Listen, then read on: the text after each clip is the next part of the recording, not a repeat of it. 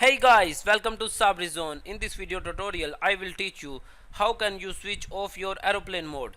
As you can see, if I will click on my connection button, there is a aeroplane sign, and if I will switch on my Wi-Fi, as you can see, my Wi-Fi stays on for a couple of seconds and after that it switch off. If I will go to my setting, as you can see, I will click on aeroplane mode, and here I could not change it or I could not switch it off.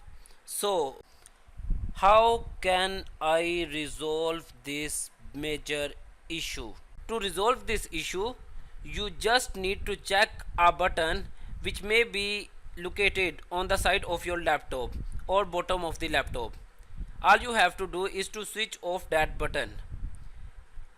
In my case, I can see on the side of my laptop there is a button which is used for connections, and if I will, as you can see, aeroplane mode is off.